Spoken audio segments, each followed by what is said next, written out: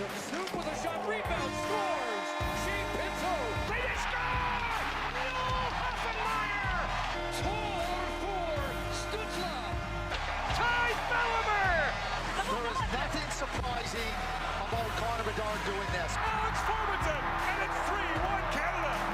Vegas Crookshank wins it for the Wildcats. Hyatt gets the goal, and it is elation in Ottawa. Hey guys, welcome to the official first episode of the Zubcast. So in this one, Louis and I start by diving into everything that has happened over the weekend, this past weekend, with all of the trades leading up to the roster freeze for the expansion draft. Talked about the lists were released, any surprises, big names. What did the Sens do? They protected Logan Brown. They exposed Dadonov. They protected Watson. What did we think about that? And so, yeah, we just kind of examined what Seattle might be looking to do, and if we agreed and disagreed on some of the big names that were exposed by some of these teams. Yeah, and we also talked about, we previewed the entry draft coming later this week, what the Sens are going to be looking like at 10, who's going to be available, what the targets are there, and then we also dove into other possible options later on around 39 and 42 and with the other late round picks. So it's a long one, doozy of an episode. Yes, they will not always be this long. So we just had so much to talk about because so much has happened over the last weekend and so much is going to happen in the next week. It's that time of year where everything seems to be going on. Yep. So hopefully you stick around, and thanks so much for listening, and we will see you guys in the episode.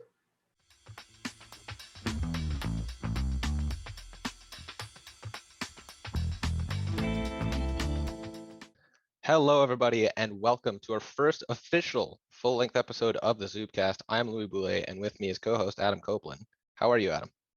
I'm doing well. Busy day, man. A lot of stuff happening in the last couple of days. I remember we were talking about, like, because this is the first episode, we got to get it going. Like, what are we going to talk about? There's so much stuff. We couldn't have picked a better time, man. Honestly, like, how are we going to fit this all in? Like, I'm looking at, like, okay, yeah, like podcast episodes are like an hour. And I'm looking at everything we got to talk about. Like, this is going to take more than an hour, but we will do our best. And I mean, I guess we just got to get started right away here. Like, there's so much to get into. Might as well. It's going to be a compact episode. Yes, it's going to be a compact episode. We're going to start with what happened this past Saturday, which was the last day for the roster freeze for the expansion draft. And obviously a lot of trades. But the first real big thing that happened was in Dallas. The Heiskanen extension, 8x8. Obviously, the first comparable that comes to mind there is Shabbat, right? Just like the same, around the same age, same type of player. Do you like this for Dallas? I know I was looking at on Twitter and on Instagram a lot of mixed reviews. Yeah, dude, I was surprised, like, because it seems like Heiskanen's value varies a lot just looking at model to model. Like, I was looking. Yeah. I don't remember if it was, I think Michael Blake McCurdy was a little lower on it. I know some other people that I was looking at, like some Devils. Oh, it was CJ Tortoro was a little low on it too. But then there's other people who were like, man, this, like Corey Schneider, if you look, because Heiskanen, he's kind of like I know a lot of Sens fans like the Sanderson comparison to Heiskanen right. In terms of being like a modern two-way shutdown or defenseman who can have shutdown ability and also drive offensive results. And he relies a lot, or his contributions are valued a lot in like micro stats. So like exits, entries. Like a big transition guy. Yeah, exactly. Which is what the NHL is like really moving towards right now. You want like to be able to be effective in transition. Right. Yeah. So I don't know. I'm a little, I feel like I land in between. In terms of, what was it, 8 times 8.45, I think, right? It's a little over Shabbat. Like yeah. Right. He's in the top 10 now for most paid defensemen. Yeah. Yeah. I was looking at that list and not a lot of great contracts in there anymore, man. No, I was gonna God. It's funny though, because he, when he came into the league, he had like this fantastic rookie season. Like people looked at him and they were like, this guy looks so good. I remember when the Sens were trying to trade Carlson. Yeah, true. It was like that Dallas's name came up, and then the first guy that everyone looked at was like, we need Heiskanen.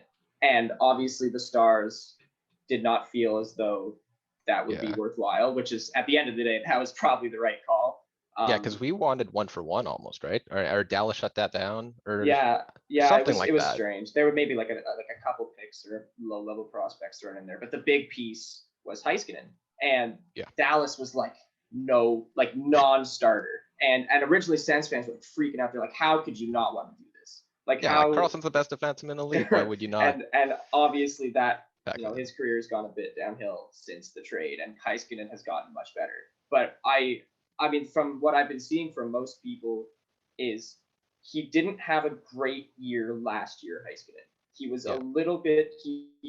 I don't want to call it decline because he's still incredibly young. Like he's not on the decline. Oh yeah, he has but so much potential. Yes, absolutely. But he took a step back last year from his first few years in the league. Do you think is that like a cause for concern, signing an 8-year contract, or do you think he'll bounce back from that? Well, I mean, like what he was picked in 2017, so Yeah, he's, I think so. I'm trying to think like then 18. Yeah, he's still fairly young, like still low 20s. I mean, and he was picked super high in the draft. He's got a lot of potential. Like, I mean, do you remember like his first shift? Like, did you ever see that clip? He was just a monster because it was a 4-on-4 and he just destroyed the entire, like he was all over the ice making plays. It was insane. But yeah, I don't think last year was too much of a cause for concern. Shortened season, same opponents all the time. And like for Dallas, they were playing what? It was either like really good teams in Carolina, Florida, Tampa, or really bad teams in like Detroit, Columbus, and it was a weird division. It was I just wish we would have been able to watch them in like actual games against the Sens. Like that would have been good. Hopefully that'll. I mean, with this year and the divisions are going to be obviously back to what they were. I'm sure that they'll have the regular scheduled game home and home with Dallas, like one away, one here. And we'll get to see him. But I am really interested to see how this turns out for them. I don't really think you can call it a bad contract until you see what he ends up doing.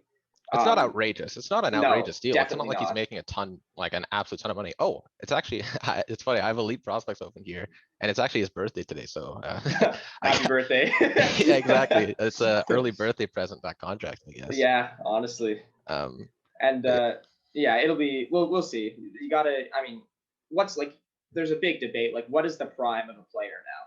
Like, it's come down. Like originally it was like 27, 28, but now it's like 24, 25. Yeah, honestly. So he is right in in essentially his prime. So yeah, he's entering it at least. And that's what I mean. And so when you can sign that type of player to a long-term extension right as they're entering their prime, on paper, that sounds pretty good. And I think it's just a matter of if he can live up to what he's been dubbed as, which is like this number one transitional defenseman who can like carry the load for them back there. So we'll see. I mean, like it's not like it's the contract's taking him into his 30s. Like because he just turned 22. So he'll be 29 when it ends. I think it's gonna be fine. The cap is gonna go up eventually, right? You'd hope so. You would hope so. God, like we don't know for sure, but yeah, it's gonna be interesting to see how that plays out for sure.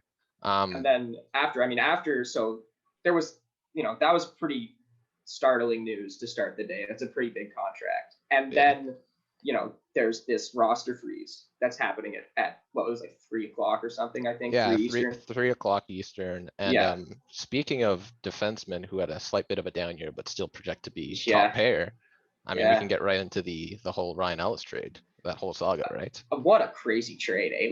Like it kind of came out of nowhere. I remember I was talking with some buddies and we were waiting, like we were hanging out and we were thinking like, man, the trade freeze, like where are all the trades? Like I thought, something would happen, and then we're like waiting for like something's gonna just come out of the blue, like something stupid's gonna happen. And then it's like what was it? Ellis goes to Philadelphia for Nolan Patrick and Philip Myers. Philip Myers. Yeah. And then flip right away to Vegas for Glass. Patrick goes.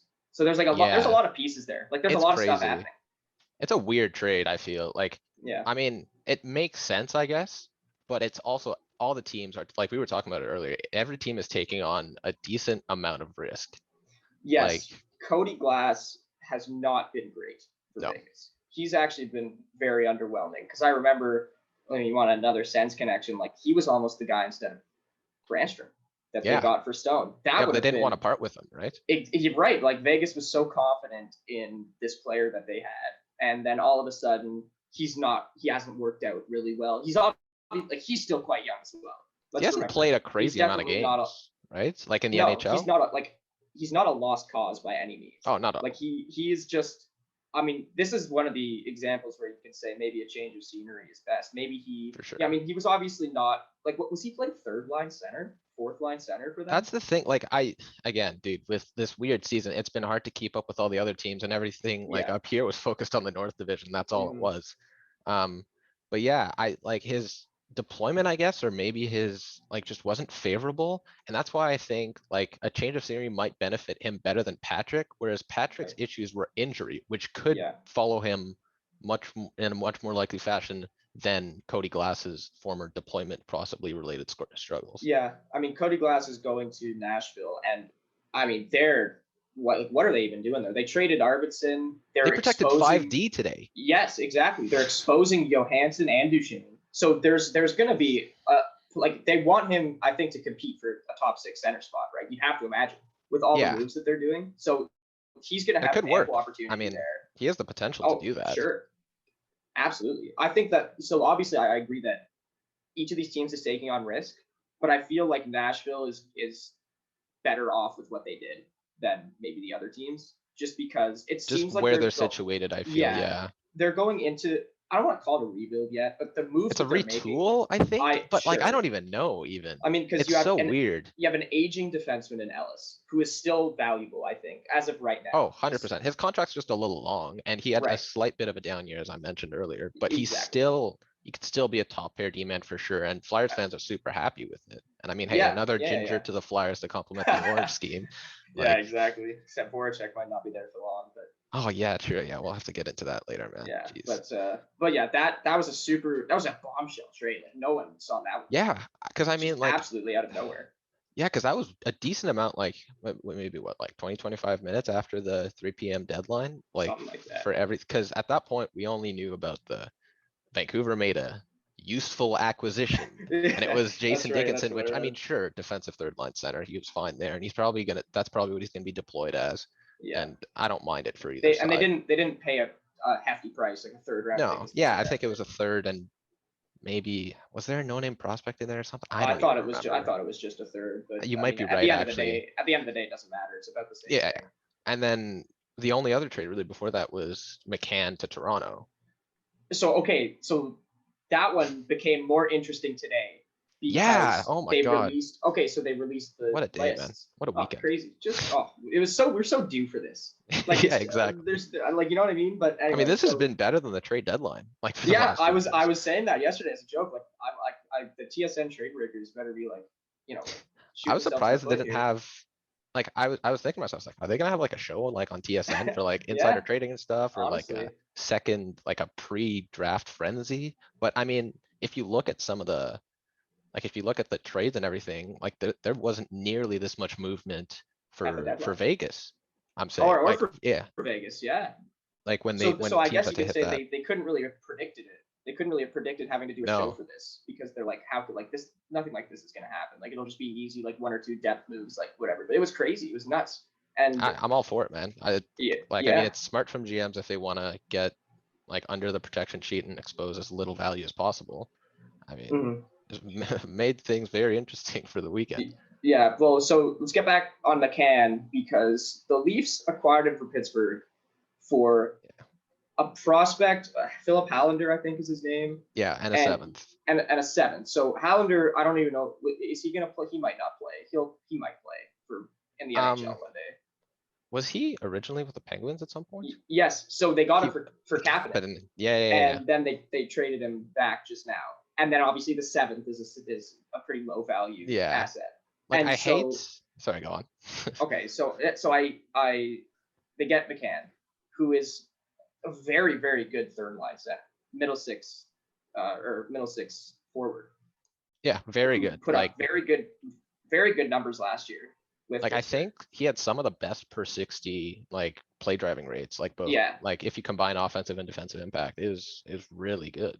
And obviously Pittsburgh didn't think that they could protect him, so they well, I don't know, but so they ship him off for something. It's not much, and now Toronto exposed him for the expansion draft. So obviously, if you're Seattle, you look at Toronto and so they pretty much what they did is they exposed him so they could protect Hall, who had a pretty underwhelming year this year. He was not very good.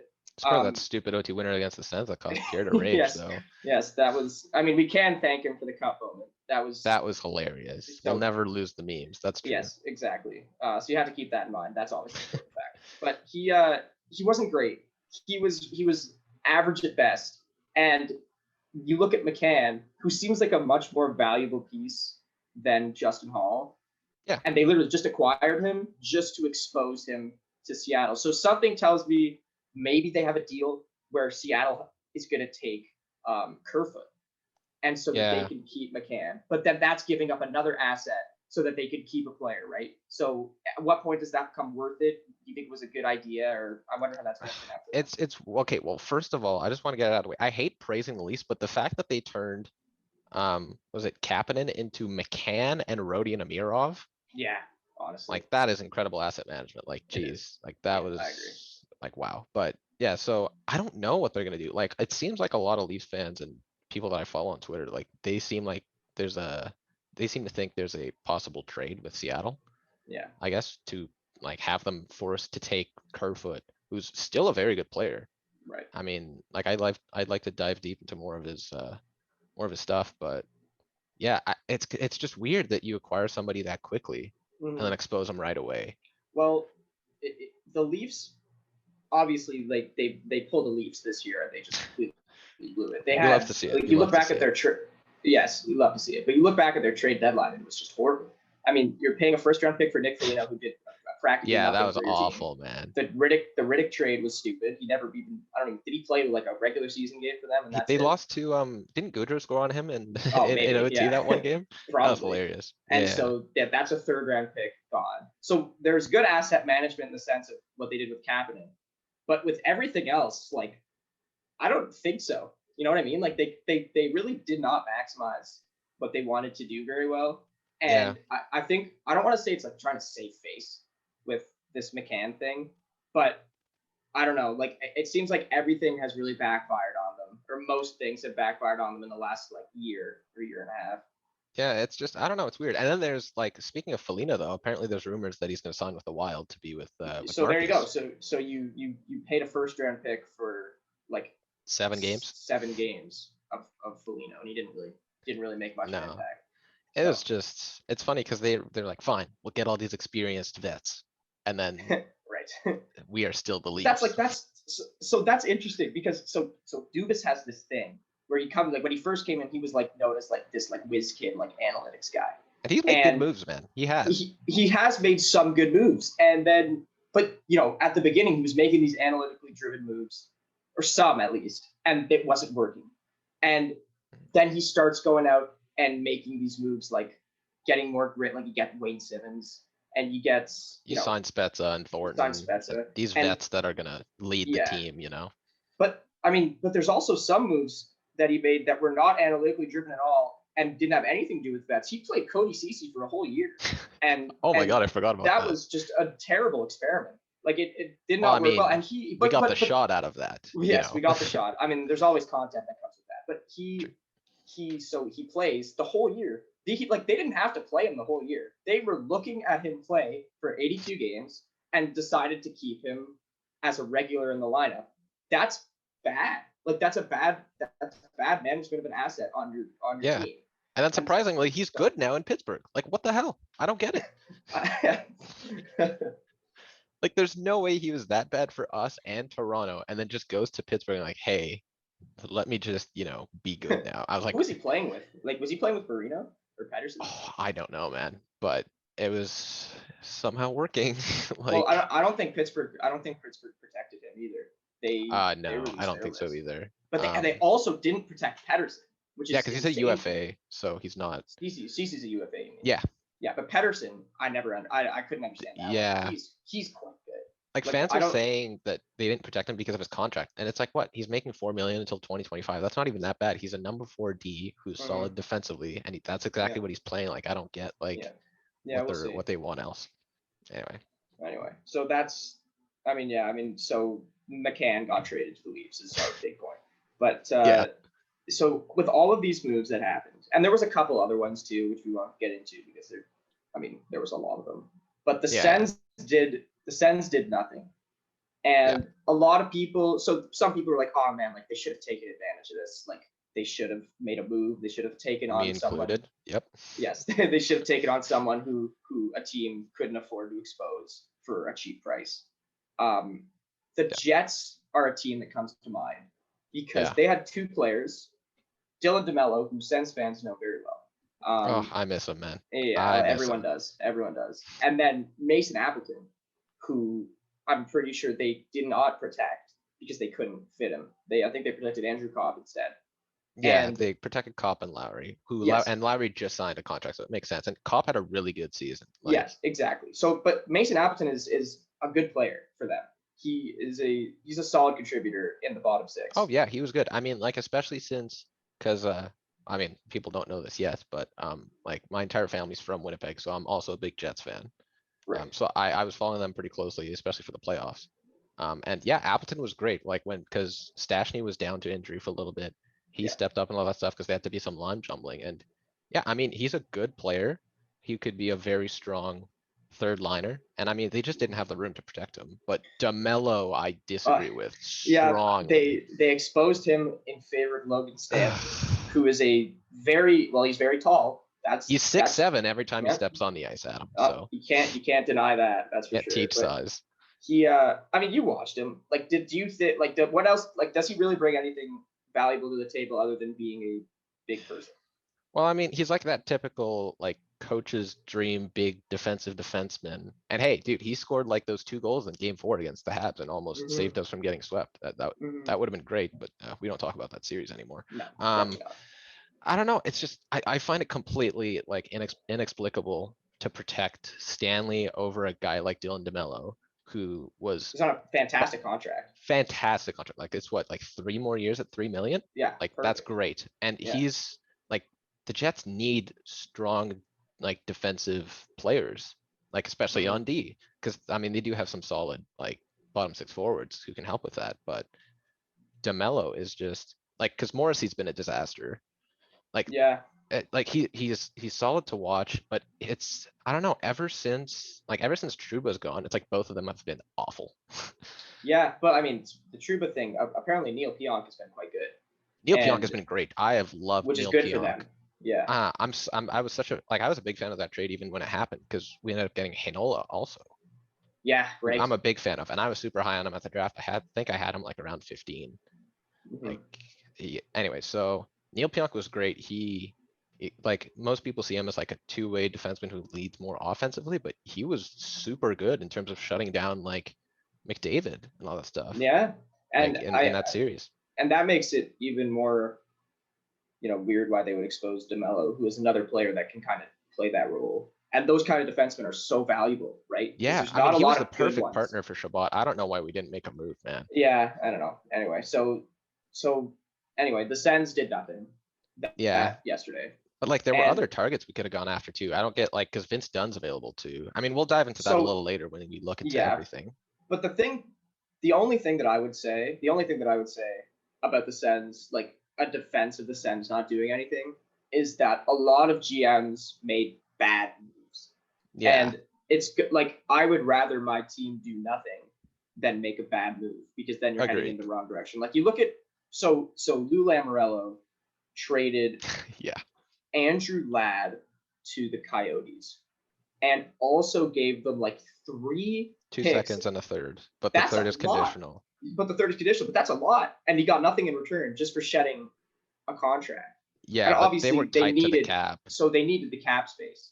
Obviously, they needed the cap space. But I mean, in the past, like teams have not paid that much to get out from a contract. You know what I mean? Like the Sens got, well, it was like they traded.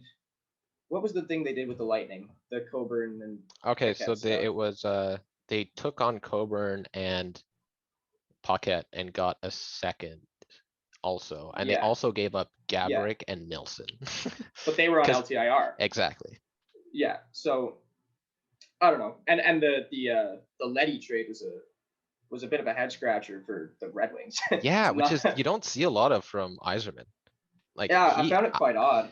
I mean, he stole Verona in that. Yes. Like that was a full because it was Verona. Like was it and a first and maybe a second too for Mantha? Something I like don't that. remember exactly, but that was crazy. Mm. But yeah, I don't know. It was really weird. And then, funnily enough, that made the Islanders need a defenseman like signed up or locked up Yeah. or traded for before the deadline, and they ended up signing what Andy Green to like a 1 year Yeah. minimum extension just to make sure they could expose him. Yeah. Yeah, it was exactly. weird. I don't know. To be fair though, like back on the Lad trade, a lot of Islanders fans seem super happy about the deal, Yeah. Fair and enough. they were praising Lou for it. So I mean, I personally found it like I've never seen anyone give up so many picks to dump a contract. yeah. Like Well, I that's mean, kind of, and it's like high picks too, like seconds and thirds. You know what I mean? Like multiple. So yeah. that's the only thing that I would say. But I mean, I think it's a late second though. I think it's pick number 60 this year and then a second next year. okay, So it's well, like it's late seconds. I'm just trying to look at how many more years. Lad is 5.5 for another 2 years, which it's not that much, 2 years. But to Yeah, be fair, to exactly. be fair to the Islanders, that's kind of their window that they've made for themselves. that's Like, true. Yeah, and you they've know, been like- wanting to acquire guys. Like they've I Yeah. don't are they in on Landeskog? I don't even know. a lot of teams are, but like Yeah. the Islanders have been so close. Like they've been Yeah, out in the dude, conference They've finals had like 2 the years in a almost the row. most wins. Like they have either the most or second most wins in the last like 2 or 3 years in the playoffs. It's Yeah, crazy. it's nuts. And so I can understand wanting to shed that contract just to be able to get who's going to get you over the hump, like while you still have this good team. But I don't Yeah. know. I thought it was a lot. Maybe I'm wrong, but anyway, it is what it is. So okay, so a lot of trades. There's a lot of trades on Saturday. Yeah. One trade that did not happen. If we're staying with the Sens, this came out this morning. I think it was a rumor. Yeah, it was from a Rangers reporter on Twitter, yeah. I think. I forget their name. Was it Strickland? I think it might have been. I think it might have been Yeah. Strickland. And so essentially what he said is that Ryan Strome is being shopped around and the Sens are interested in Ryan Strome. And Ryan Strome last year put up very good numbers actually with the Rangers. He was playing like he was on, I think, a 45-point pace or something, or like a 50-point pace. Like he scored a lot of goals playing with Panarin. Years prior, he has not been so good. And No, well, I mean, ever since he's gone to the Rangers, he's had good numbers. Like the last 2 years for him have been Yeah. really good. Like I think if you go like to a full 82-point season, like in like this shortened season, I think he was on pace for like just under 70 points, which is incredible. yeah, I mean, that can be totally. attributed to playing with guys like Panarin. That's it, but, right? I And mean, so if you surround him with good if he's a- players, who knows? well, that was okay. So I look at this as kind of the Dadonov situation too. I compare it to, because Dadonov, obviously in Florida, he played Yeah. with Huberdeau and Barkov and he's very effective. And then he came to Ottawa and was a little less effective just because he wasn't surrounded. Just a little. Yeah. Just you know what I mean? So just because he was surrounded with significantly less talent. And so Ryan Strome kind of seems like a bit of a trap to me, where his numbers have been pretty significantly inflated. Yeah, like he got 49 points in 56 games last year. Like that's a very good number. That's really good. And yeah. and the year before it was 59 and 70. But is that a product of playing with Panarin and guys like that? Because like Ottawa doesn't really have like a guy like Panarin that you can really put No. Strome with. You know what I mean? To be So- fair, I think if we get him, he'll probably go where Shane Pinto was, because it seems like I personally wouldn't mind if we played Pinto second line again with Stützle and Connor Brown. Like It seemed to work. it worked. especially It at the end. worked very well. The team was doing great. Pinto got like 7 points in 12 games. Like attaboy. Yeah. But if we do get Strome, I feel like he takes up that spot, because it seems like the Sens might want to play Pinto in the AHL just to get him to grow, kind of do like Yeah. a Norris situation. Which you is can not let the him worst. dominate. It's not the worst thing. in I the don't world. mind it. I mean, it's not like we're gonna be like destroying the Atlantic Division next year. No. I I mean, yeah, I feel like that's something else. Like on a bit of a separate conversation, like I've seen a lot of fans obviously get excited about your team. Like I'm not trying to tell anybody how to be a fan. That is the last Yeah, thing that we're people should super be doing. hyped also, like, Obviously, but in my opinion, I don't think the Sens are a playoff team next year. yeah, me neither. In the division that they're in, I just can't see like who's ahead of them. Tampa Bay is going to be very good again. Yeah, you got Toronto, Tampa, Florida, Toronto's going to be good. Yeah. I think Florida will be good again. Boston, if they re-sign Hall, especially, I think they'll be fine. Ooh, And yeah. then you got. I mean, I think Ottawa will be better than Buffalo. They'll be better than Detroit, and they'll be better than who am I? Montreal. I think they'll be better than Montreal. Especially if they But- lose like Weber the entire Yeah, season, for if the year. Dwayne doesn't come back, like, Dano as well. that's a they'll whole lose thing, Dano. man. Yeah, so I think Ottawa will be competitive next year. I think Ottawa will be vastly improved. I don't know if they're a playoff team yet, but anyway. But Yeah, we'll have to be like 8th place, like second wild card kind of thing. If they would have to sneak in. They would really have to sneak Yeah, in. like somebody would have to fall, like Boston would have to fall off. Carolina would have to fall off I by think- losing Hamilton or something like that. I think a lot of it falls on what they're going to do in net because I think that they really want Murray to work out. And I also really want Murray to work out, like Same. obviously. But, he was great at the end. He was good at the end of the year, Murray. He bounced You back got a 2 little bit. shutouts. Like, where the hell did that come Exactly. from? And so if we see the second half of the season Murray for a full season, then you're giving your team a chance to sneak in. 100%. And then that And- contract looks so much better. Right. And then you have, even if it doesn't work out, can Gustafsson play as well as he's played? I think he last should year? be starting as backup at least. I agree. He's earned Especially if Seattle takes DeCord. I don't in think the they will, expansion though. draft. Like, Okay, so then let's talk about that now. So Ottawa, as obviously as all the other teams did, they put out their protected list.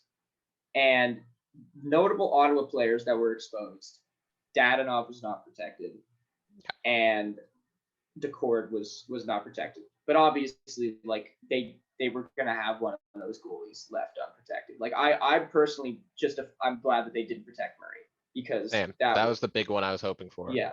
And so they protected Gustafsson, which I think was the correct call, and I think a lot of people would agree. I mean, Especially his numbers were so much better than all the other goalies we had. Yeah. And like, he looked the part when he was But playing. like Seattle's gonna have a lot of options in net. Like I'm looking at like some of Exactly. the goalies right now. Like they can take like Dreger's pretty much confirmed, right? Like someone said it. Yeah, because Right. like he's a pending UFA, but apparently there's been talks and like Yeah, there's he's gonna like not a sign. tentative agreement, but they're almost there on signing Drieger, and that would count as Yeah. the expansion pick for Florida, right? So like you look at the goal, yes, it would. So you look at the goalies that they can take. Drieger, they're gonna take. Bishop is available. He hasn't played in a year, but he was very Yeah. good before he got injured. I wonder if they'll take a chance on that. Quick is available, but he's seen better days. I think a really interesting one for me is Kakinen out of Minnesota because Yes. he had some pretty good numbers last year. I'm surprised they didn't protect him. They protected. I guess it was Talbot, right? Yeah. Oh, I guess Yeah, I think he was So better than I remember him at last yeah, year. so that's a situation where they had pretty much a 1A 1B, and they could only protect one. And so Kakanen's young too. I think he's in what is it, like 24, 25, something like Wasn't that. he like an early Calder possible finalist? Yeah, Like at the beginning of the season? Yeah, totally. So that's like they can go so many directions in that. And so then you look at Ottawa, like, is DeCord worth taking over Dadonov? Like, No, because I wouldn't. that's it, right? So the Sens protected. I think the only real Disagreements? disagreement or choice that they had to make was Watson or Dadonov. I liked Austin Watson. I thought he was very effective. Oh, he was in his surprisingly role. good. Yeah. I thought like he could play on my fourth line any day of the week. I'll take Austin Watson on that. And DJ Smith loves him. Dude, those shot blocks, Oh, like, it's what- like that's who else is gonna crazy. do that? Like he's great on penalty kill. But Yeah. he at the end of the day, there's a lot of players like that. Mhm. And there's a lot. He's a fourth line. Like he is a fourth line player. There. You can find a lot of those. Dadonov had a down year last year. There's no questioning it. But he also is kind of in a way. I think he's a bounce back candidate. Wouldn't you say? 100%. Yeah. I mean, like, just looking like everybody loves to talk about his power play output and everything, and how the whole Dadonov improving the Sens power play situation hasn't worked out. I mean, like, again, now we have our first unit without him. He's only locked up for 2 more years at 5 million. I mean, by the It's not a time we terrible need, contract. I know, yeah, like, and honestly, like, I think he was better than people give him credit for. Like, he was solid at like moving the puck along the half boards and below the goal line in the ozone.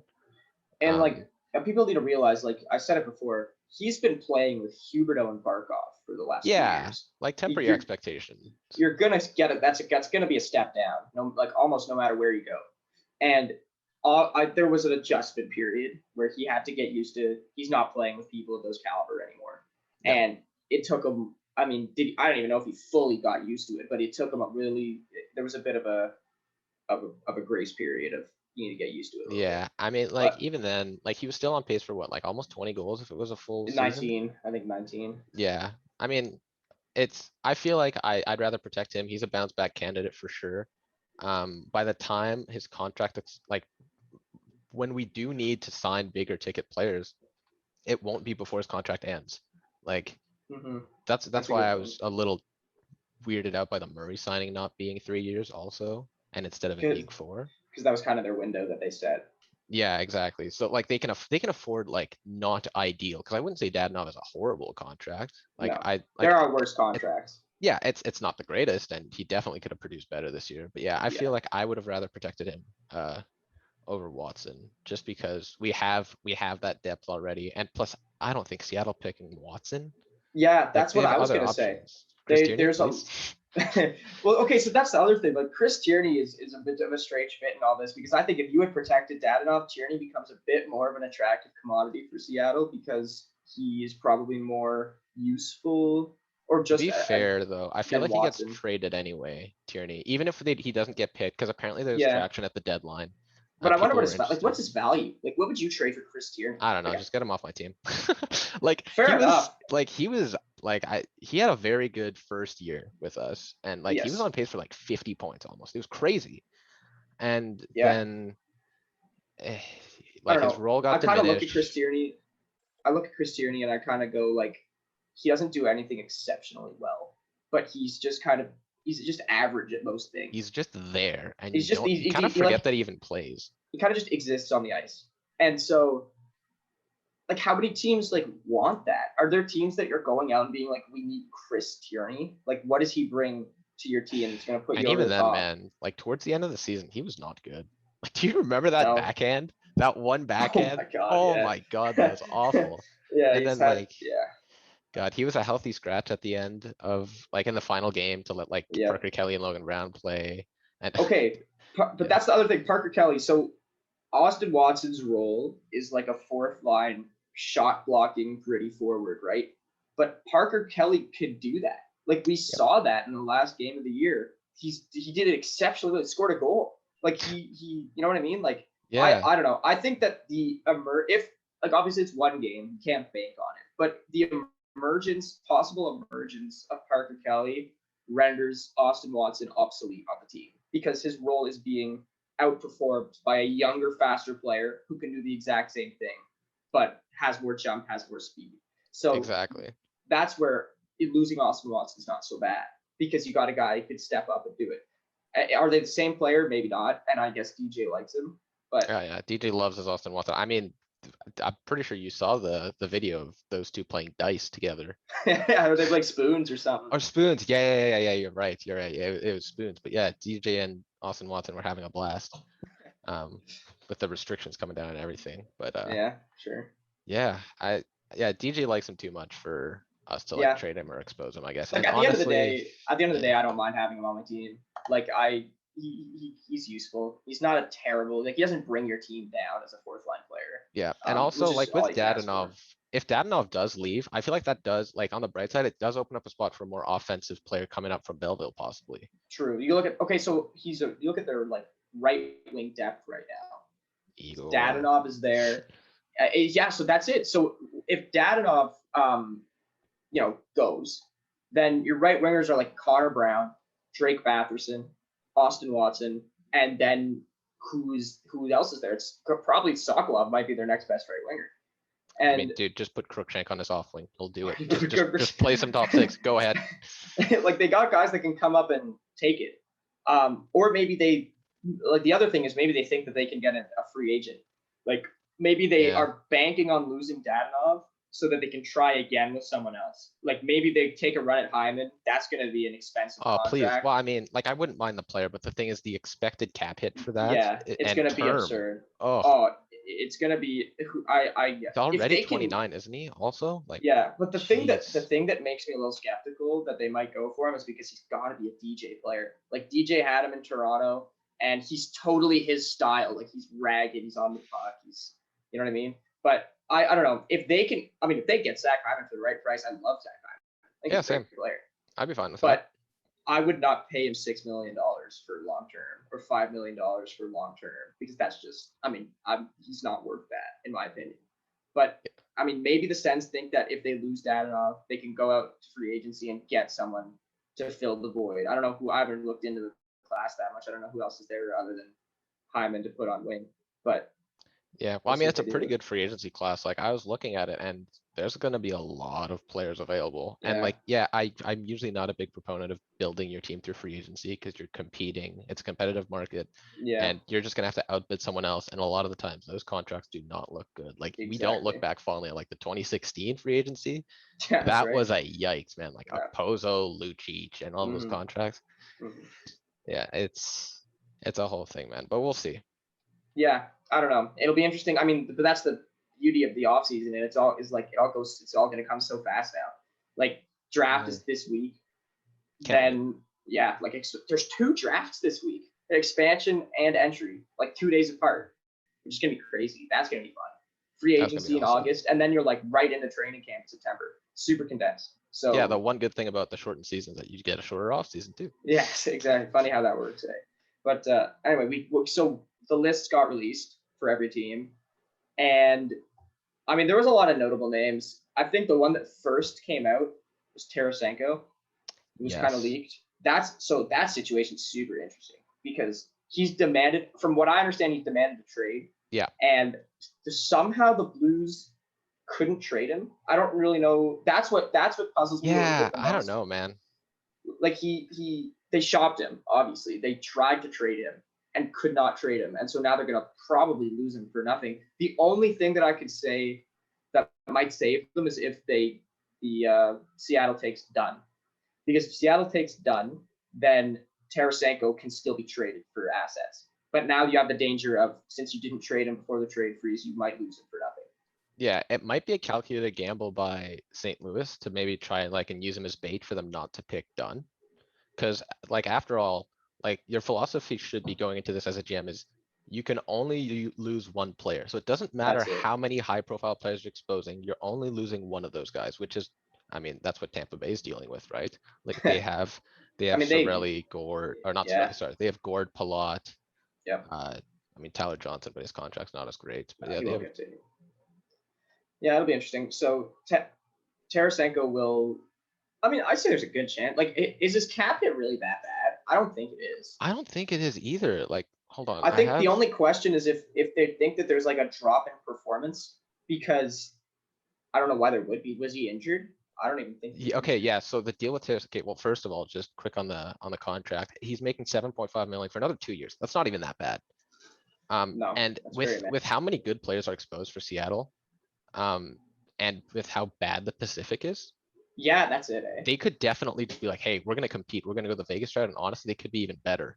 So, So in that case, they pick Tarasenko like breaking down the Pacific. There's the 3 California teams, none at of the which I bottom. don't think will be very good next year. No, And then I mean, you LA's have- on the up and up, but they're but not there yet. they're a couple. I say they're still a couple years away. Yeah. With everything, and then you have the Canadian teams. Calgary was not good last year. I don't see them making any. I feel like they time, underachieved a little bit, but yeah, they sucked, especially against the Sens. which is hilarious. That But was too funny. they Greg were less- Batherson was their sleep Yeah. paralysis demon. Like, Yes, honestly, they were less than good last year. Edmonton is such a weird one to me because they didn't they finish second in the North, or was that Winnipeg? yeah, no, they passed Winnipeg because Winnipeg dropped off hard at the end. Yes, that's right. So Edmonton finished second in that division and then like just crapped it in the playoffs. Oh, that was a And- great series, man. It was Awesome. Yeah, I bet. Yeah, you must have enjoyed that one.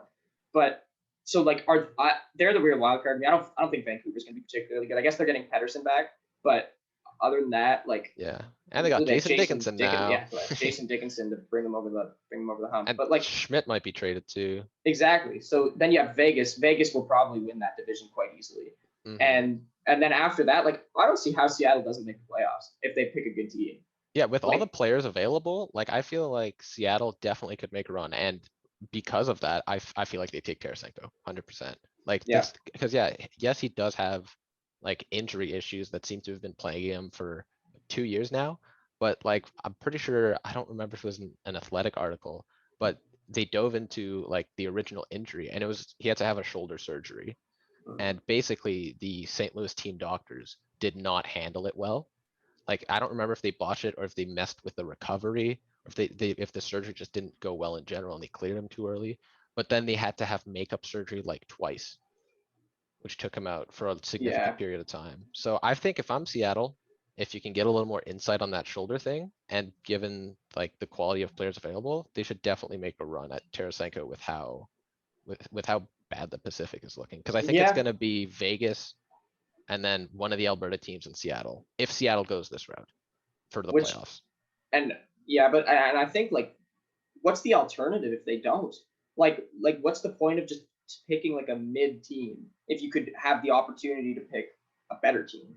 Like it just Yeah. seems like common knowledge, right? Like why wouldn't you just? And they have a smart front office, like they'll Exactly. know. They hired They will some really definitely smart know. people. They definitely did. And so that's why, I mean, you look at all these other guys that like, I'm going to like, okay, so the Islanders did some really weird stuff with their expansion list. They exposed Yeah, oh god. they exposed Eberle and Josh Bailey in favor of Matt Martin. They're protecting, and I think they protected Clutterbuck, right? Yeah, So, yeah, hold up, I have it here. It's Martin and Clutterbuck, wow. right? So Eberle Yeah. seems like a pretty easy pick there for Seattle. Or Josh not. Bailey. Both are exposed. Yeah, Like both- so- Bailey's but- signed until 2024, making 5 million. Actually, they both have the same contract, except Everly's making 500K more. there you go. So at that point, it's like take your pick. Like they're gonna lose one of those guys. I guess like I don't know. Like I feel like I understand that Lou likes his type of players. Like he likes his grit. and Hairless stuff. players, yes. Yes, hairless players with low numbers. But do you really like?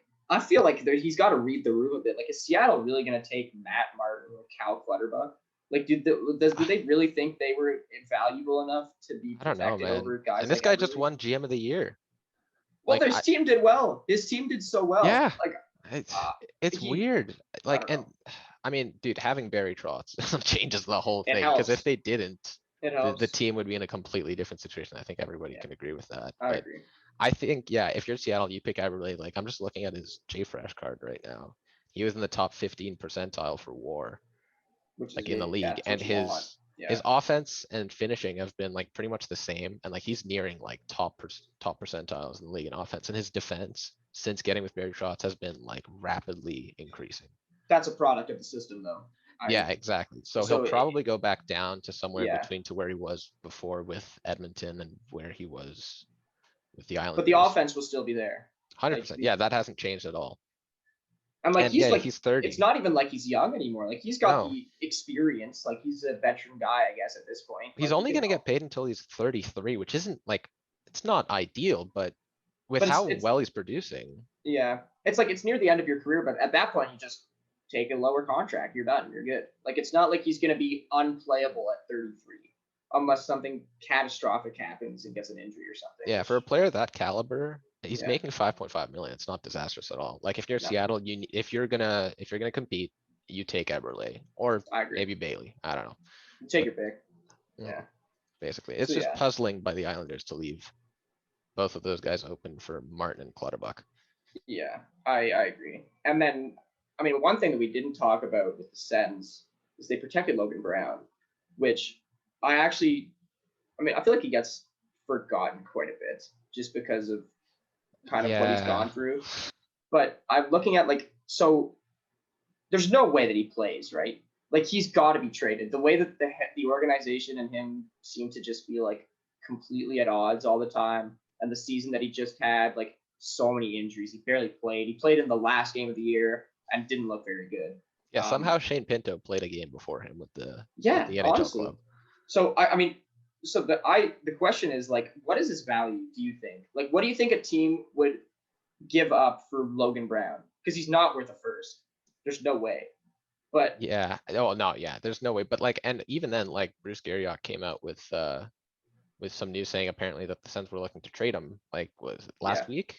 Yeah, something So like that. I think it makes sense that he didn't get traded already because teams are strapping up. They need to protect as many players as they could. Right. So he's likely protected to be traded after the expansion draft once the roster freeze is over, whether it's as the draft Yeah. or not. But yeah, it's just a weird situation. Like, didn't his dad tweet something not too long ago? Like, yes, it was really funny. I actually forget what it was, but he made like a sarcastic comment on a quote. it was a Matthew Barnaby tweet. I don't Yeah. remember. Oh, what Yeah. did he say?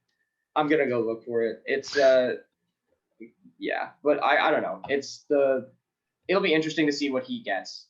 in It a seems like trade. his camp and the org are at odds. Like, it doesn't seem like there's much of a future. And like, I feel like it's been 3 years now that we've been saying, all right, this is his year. This is the year. That's it, right? Like, how much time are And- you willing to give him?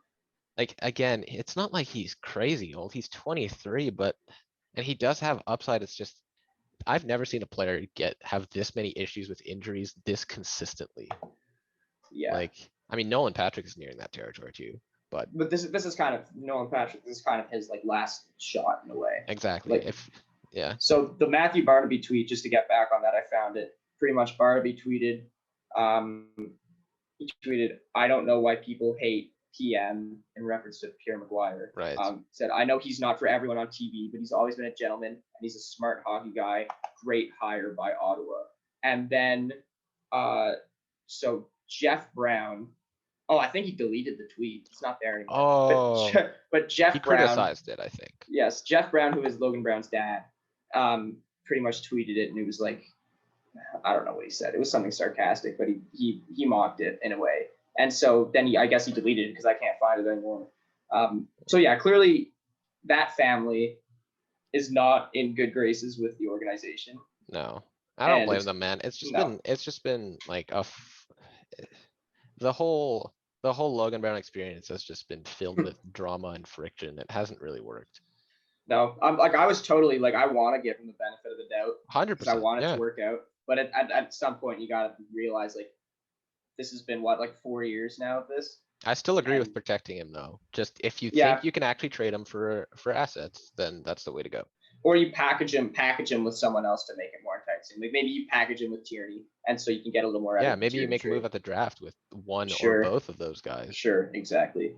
So I have no problem with it. It's just like the only thing that's wrong with it is maybe protect Dadonov over him, but Yeah. I don't know. I think they both have their reasons to be protected or exposed, and it's kind of just take your pick. But yeah, Yeah, it'll be interesting. I wonder what teams are calling on Logan Brown, because I can't imagine I mean maybe some teams used to have him on their radar, but he just hasn't played. Like he's barely played any hockey in the last year, and I can't imagine that they'd be so keen on like taking on this guy who is always injured, not a great like. There's some things about like attitude, and he's never able Yeah. to make the team.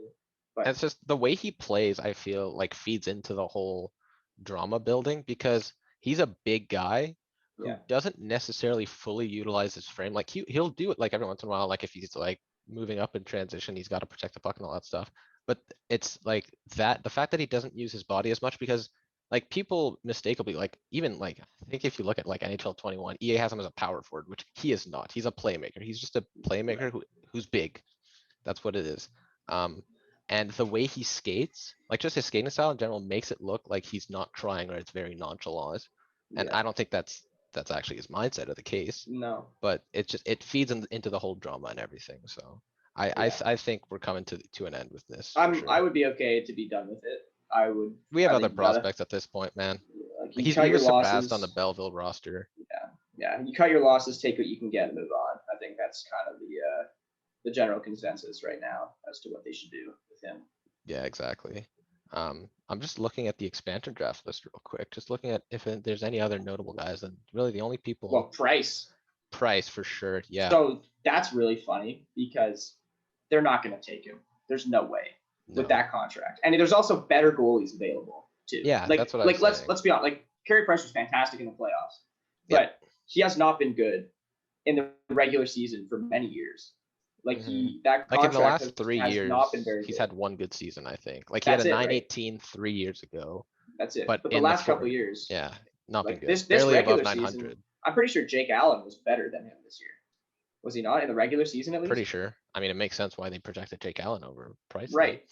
And but, I mean, can you imagine the chaos if they take Price? Like just Yeah. hypothetically, like oh my god, that the Habs fan base would explode. Like I think it would be a mix because there's people that are going to be like, oh thank God, Yes, his contract off the is books. gone. Yeah. And then there's some guys that'll be like, this guy is like a saint in this city. Yeah, like I have oh, a shrine to this guy. Like I saw somebody Yeah. tweet, like what am I supposed to do with my Carey Price shrine now? Yeah, exactly. Because he's an icon there. He He's is like, I mean, he won the heart as a goalie. That is hard It's to pretty do. incredible. Like That he's was had one some of the best incredible seasons He's in had some recent memory. fantastic years. He's had some really, really good years. Exactly. But that, like, any way you slice it, it's a terrible contract. It's just so bad. And Mhm. I don't think, like, I'm not a Habs fan, but if I was a Habs fan, I would want them to get claimed for the betterment of your team. Like, Yeah, it's just for the future of your organization because he's Yeah. still got what 5 years left at over 10 million. He's already 33. His bigger sample results in the regular season have been bad, or I guess not good at best. He's not although- worth the money. No, yeah, like, and although he's performed in the playoffs, do you really foresee the Habs as a playoff team over the next little bit? Like, you'd rather get rid of that contract so you can build and do stuff. Like, So the Habs have some pieces. Like Caulfield looks like a great player, and Suzuki big looks great.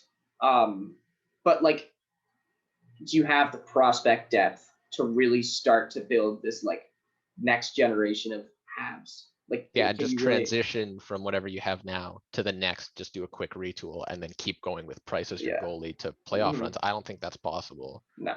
Well, it would take a bit. They would have to. I mean, they wouldn't have to do exactly what the Sens did. They wouldn't have to strip it all down, but they would have to do some work, and it would take a few years. And I don't know. At the end of the day, Seattle will not take Carey Price. There's Yeah, just I- I can't imagine. I don't think so either. I mean, I was having a conversation with a friend earlier and he was thinking that it should be like a guarantee that they would take him Right. just because of how much of a big ticket player that is, the jersey sales, the exposure and all that stuff. But yeah, there's so Yeah. many better options in nets. Like I'm just That's it, looking right? at the list that NHL posted on their Instagram. Yeah, apparently they got Drieger. We talked about Kapanen or Capo Kakinen. It doesn't really make any sense. Maybe even No. Bishop if they want to, but yeah, Yeah, like if they want to take a swing at an older goalie, it'd be Bishop. it would Because be he only Bishop. has 2 years, I think. Yeah, even then. and it's also it's not like he's had poor results. He's just coming off an injury, which you could argue is also not good. But Mhm. you might as well give it a shot, especially if you have a guy like Drieger who you think can be your like at least like a 1B or a 1A. Yeah, if you got a tandem of Drieger and Kakinen You're in and you good want to shape. compete at Seattle, you're in good shape. Because yeah, I've always been more towards unless you have a guy like Hellebuck or Vasilevsky who's locked up on a good contract. I feel like ideally you want more of a 1A, 1B tandem. Just that way you can rotate if one goalie's having a bad year and all that stuff. You're not Mhm. feeling pressured. Yeah, I agree. Yeah. I don't think there's too many other crazy players exposed. Just the ones that I can think of. Jake Bean is a big Yes. player. So Carolina, yeah, that was and Niederreiter too. I think they also exposed. Yeah. Although I feel like that was Niederreiter. expected from a lot of people just because of his contract and they need to get some room. What surprised me though is why they did that, but then they kept Brady Shea That's it, protected right? over Bean. Yeah. That I don't understand. I mean, and it's weird because Carolina's been a team that has been quite smart with this stuff, I'd say. Oh yeah, Um, 100%. They've dug and- deep to analytics and everything, and they've made pretty smart moves. And I've agreed with a lot of their draft stuff. Like they've taken good swings on players over the last couple of years. And Bean is just a guy you feel like you'd have to protect, and a guy that the Sens, I think, should have gone out and used their third protection out spot on over Zaitsev. Mhm. Yeah, that's the other thing. Like people obviously look at like why would you protect Nikita Zaitsev? Like has he really been? He hasn't been fantastic for Yeah. this team. Like I remember there was like the first 3 games of the year this year. People were like, Yeah, he oh was man, like insane. he's turning the corner. Here he goes. But you look at like who else could they have protected on D? Like pretty Cody much no one. Golubev. Yeah, there you go. Yeah, looks So, red. yeah, yeah, that's right. So they kind of had to. But I agree with you. I totally would have been in on Jake Bean if they could have swung a fair price for him, used him as your third spot. He's young too. He's not Yeah. He's got a lot of room to grow. And that's the thing with Seattle is that not only can they get good players, but they can get good young players on the rise. Like Jake Bean, we mentioned Vince Dunn. Yanni Gord's not necessarily old. And that's I No. guess who I would pick. I mean, his contract's a little lengthy, but for But how at he that did this age, year, and at that he age, it's produced fine. and just had good play driving underlying metrics too. Like Yeah. guys like that. And then just lastly, I mean, I don't think there's not really too much. I mean, there's Max Domi, but we knew that a decent amount early.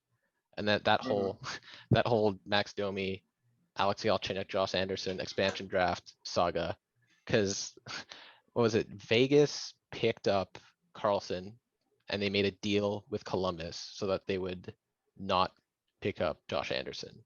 Yeah, right? something like that. And then Josh Anderson got traded for Domi, and then now Domi's just gonna get straight up not protected. Yeah. Well, he didn't have a very good year in Columbus, I don't think. No, I mean, that there's whole team was yeah, bad. the whole Torts thing and just the team being on the downs on the But decline. so that could be another bounce back candidate if he gets 100%. playing. I mean, if I'm Seattle, I'm picking him. I don't think his contract's too bad. And who else are you going to take from Columbus, right? Like, is there anyone else really worth getting there? Dean Kukin, maybe. There's going to be a lot of. They could pick better D than that. I'm just looking. I think you got to pick Domi. He's only got 1 more year at like 5.3 million. Like, So you'll this have could the be cap like space. this could be like his prove it year if Yep. he gets going to this expansion team. And Definitely. it's like if you want to stick around, you better do something or you're going to go. So Yeah. It's a whole thing, man. I feel like Seattle should definitely take Max Domi. mhm. Their number 1 option should be to go for it this year, just based on everything. And last player I want to touch on real quick in this whole expansion draft shenanigan thing, because I'm just looking at the list to make sure I didn't miss anyone. Will Butcher, no. So the last guy that I really want to touch on is Gabe Landeskog. Yeah, well, so that's the thing. Okay, so I think it's worth explaining what the free agent thing is for Seattle. So Seattle is going to take 30 players, obviously, because there's 30 teams. Vegas is exempt. So 20 of the players, at least 20, have to be signed under contract for next year. But they can pick up to 10 free agents. So pretty much what that means is they'll pick a free agent, and then they have like a week before free agency to sign him, and they have his rights for like a week if they pick him to sign him, and then if they don't, he'll go into free agency and they might lose him. So it's kind of like you have to take like a calculated risk with a guy like Landeskog, who is a free agent with Colorado, and if Seattle, like he's a great player, obviously, and so if Seattle looks at him and they're like, I think we can sign him, then they'll take a swing, they'll pick him off, and then we'll see if they can get a deal done. Well, the thing is they have to have like, because they're able to have contract negotiations, like as we've seen with Drieger. They need to be confident that they can pick him, because Colorado still has decent other options. Like I'm pretty sure, I'm just looking at Donskoy, Comfer. Yeah, exactly. And they're not making too much. They're making under 4 million for another 2 years. Yeah. It's very team friendly. They protected Nichushkin, Kadri, Joes. Yeah, I think those are the 2 big guys. Comfer and Donskoy. Maybe another guy though that is in the same boat as Landeskog on Colorado's, if you can get Brandon Saad to a contract, maybe you pick him up. Yeah, at that point, I mean, obviously, I'd say Landeskog is definitely the better player. Oh, 100%. It's just if they're able to actually feel like they can get a contract extension with Saad, but not Landy, then it's like how confident are you that you can sign whichever guy? Because Saad's not a slouch. Like he can still play from what I've seen. But it's I mean, if you can land Landeskog, like that's obviously he's got to be like a contender to be the captain on that team. I'm still so surprised. Well, I'm a big fan of Landeskog. Like I have like his poster like right up there, and I have his jersey in my closet. But I'm just still so surprised that he's actually gonna hit the market. It seems like he's been with Colorado forever, well, because he has been with Hey, all and that, he was whatever. But he's like, the second youngest captain in NHL history. He was the captain, what? yeah, like, he's pretty much been beginning of the second year. Yeah, that's right. And so that's why I say he could easily captain that Seattle team if he ends up going there. That Like, would be a huge get for Seattle. He would Yeah. be. I mean, he would be the guy. You market your team around that guy. But I wonder what contract they would sign him to, because he's like, what is he? 29, 30?